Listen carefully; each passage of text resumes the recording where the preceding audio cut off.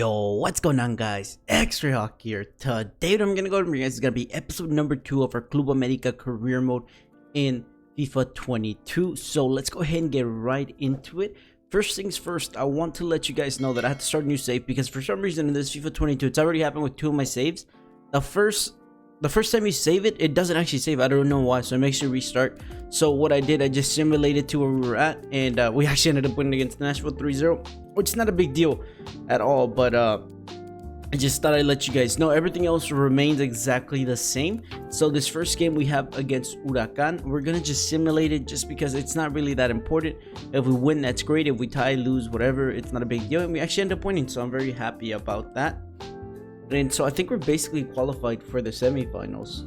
But the thing I really wanted you guys to know is the players that we are willing to let go of here. So let me go ahead and tell you guys who we are willing to let go of. We are able to get an offer for Jorge Sanchez anywhere in Europe. We'll go ahead and let him go just because I want him to go in Europe. It'll be great for the national team. Cordoba as well. He is our number 10. He's an amazing player. But if we get an offer from Europe, I think he would love to go to Europe, and that's what we're going to go ahead and do for him.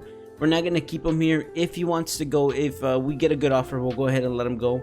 It's not a big deal. So I'm actually going to place him in the transfer. Well, I'm not going to place him in the transfer list. If I get an option to sell him, I'll go ahead and sell him. But if not, then I won't. And that's about it. Emmanuel Aguilera also is in the transfer list because I do not like him. But besides that, everybody else is basically staying in the team. So just to let you know, Jorge Sanchez and Cordoba, if we get a good offer for them, we're going to go ahead and take it. Sorry as well, Renato Ibarra, of course, we're going to be able to sell him. I don't want to keep him in the team, not with his past. So we're going to be looking to let him go as well. In this third game against Patronato, we are already qualified, so there's no point in playing this. So I'm just going to quick simulate it, and I'm guessing we're going to win maybe 2-0.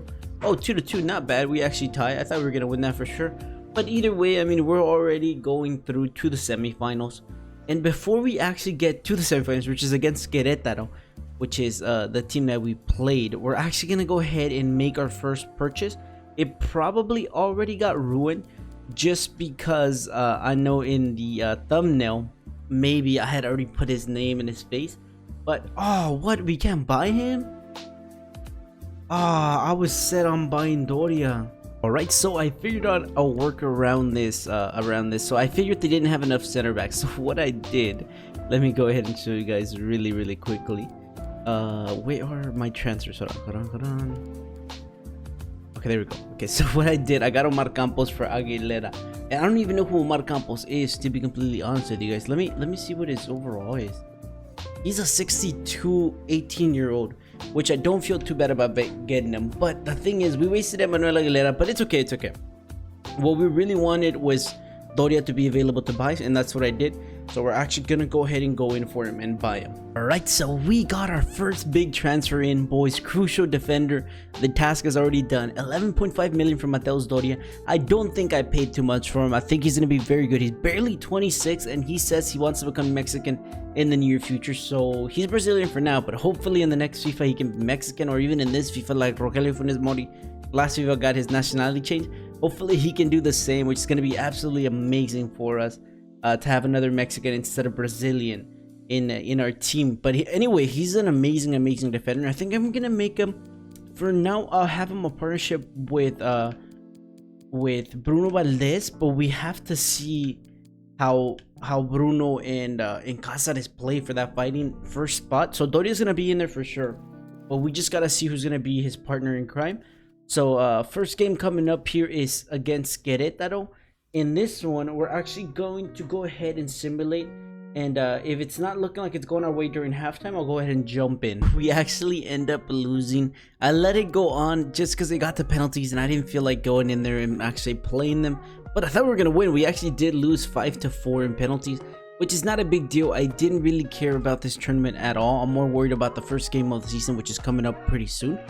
But nevertheless, I mean, it's good. We still got a couple of good games under our belt. Next thing I want to talk about here, right? The next thing I want to talk about is the player we should end up getting for this right mid position. We actually have a lot of options here. We have Carlos Vela. He's 35 million, so we'd have to raise some money.